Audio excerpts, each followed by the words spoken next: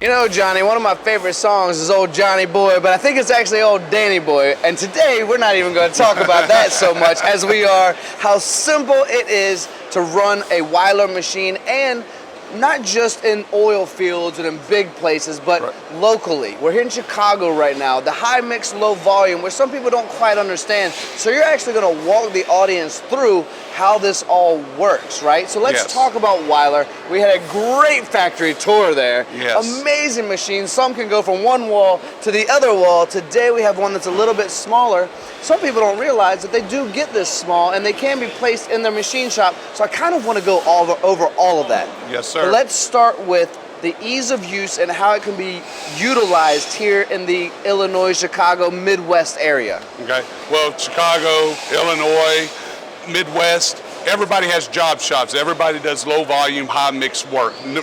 Traditionally, we did it on manual lathes.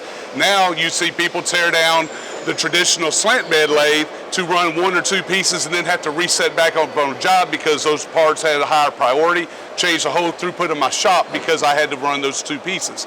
Here, this gives the power to the machinist. I can sit here and I can do basic things and go. This is a Parat tool post that we like to equip the machines with, and if I want to just come in and make a pass. You know, Johnny, while you're setting this up already, I got to say, that one little move right there was already quite slick. Yeah, well, I try to be slick. So, but if I come here, instead of a manual lathe, then I've got a geared head and I have to change my gear ranges, I have full constant cutting speed so that I can utilize surface footage. And I can come in and do basic facing, basic turning. I can even do a taper turn function by just hitting a button and engaging my four-way lever or joystick whenever you grew up in the 80s and 90s that we had. So very user-friendly, very, very nice to be able to do basic, simple things like that.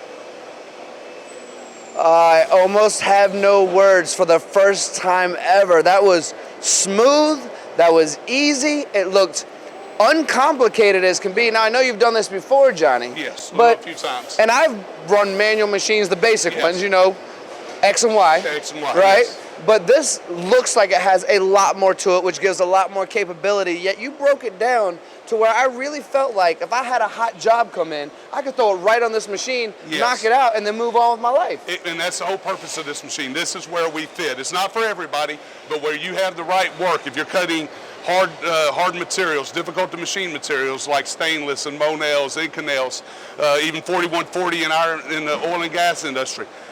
That's great, and this is where a stable environment with the boxway design and the turkite and the carriage, all of the build qualities that you saw at the factory in Germany, the highly accurate, because I know during your visit there was a lot of discussion about the precision and accuracy, and you're buying a lifetime machine.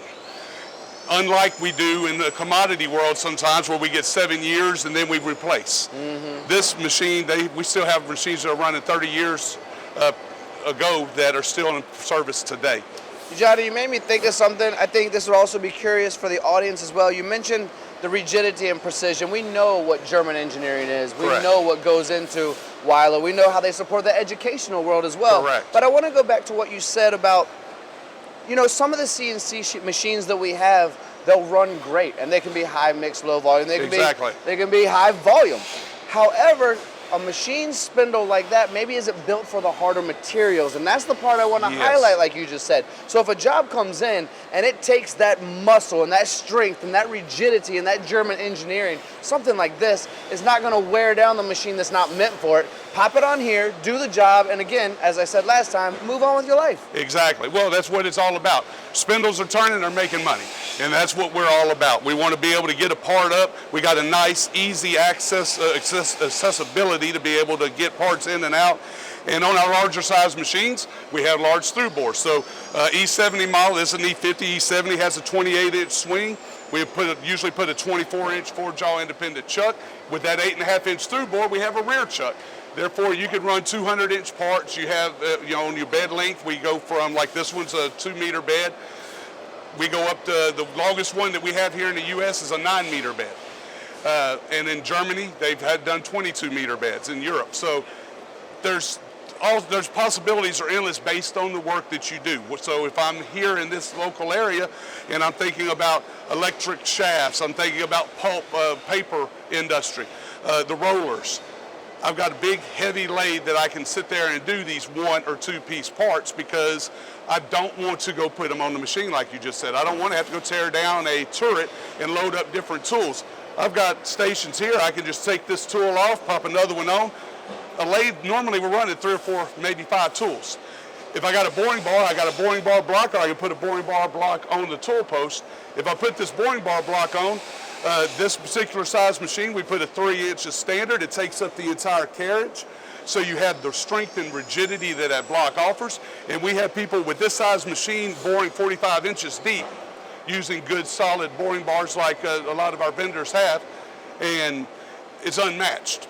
But that goes back to the engineering. And that goes back to where these fit. So if I'm doing that, which I'm more versed in a region where I'm from, but as I go across the country, I see the need for this in a lot of other industries as well. And that's the awareness we're trying to create, Yes. right? It's because sometimes we get caught in a box or a circle and we like Correct. that zone and we stick to that zone. And if we're in that zone, we go, well, that's probably not for me, right? But that's what Correct. these moments are for. That's what this camera is for. That's what this awareness is for, is go, guess what? There are things that are pretty much off the shelf at Weiler, and then there's also things that are completely customizable where you Correct. can do anything you want. Now, last question I'm going to ask you, Johnny, is how flexible are you when you stretch? How flexible are you? Not as flexible as I used to be, that's for sure. Me neither, but what you have shown me, incredibly flexible, and that's what we're trying to do, right? We're trying to do Right. as many things as we can on one machine at one time, and again, just get it done. You showed me so much flexibility, much unlike myself, and as you say as well. Is there anything I didn't ask you, Johnny, that you'd like to convey to the audience for this moment and say, this is something else about Weiler that you guys should know? Well, I've highlighted the ease of use just to be able to do manual functions, setting my tools and be able to run. But most of our parts that are ran have complex shapes, contours, and details that we need an easy onboard programming system that allows me to quickly and easily program. Johnny, are you getting ready to show me how easy it is to program complex parts on this machine by switching from manual to CNC mode? That's what I would like to do, Tony. Oh my gosh. This is too good to be true, Johnny. All right, let's keep going. Okay, so I've got this created, not to bore with all of the technical data, but this is my how-to page, my technology, how I want to approach my strategy of cutting, how much I want to take per side, my allowances that I want to leave because I'm roughing, and then I have a contour drawn. I can come in and basically define my shape without using G-code and follow a print and go, okay, all of my values are here and I am ready to cut, and all I do is end with saving. Now, the beautiful part of this is you bring me a part that I just ran 6 months ago, it's still stored in my control, but you tell me this is revision B. Revision B makes my radius from a 62 thousandths radius to a 125. I change this to 125, end with saving, I'm ready to run.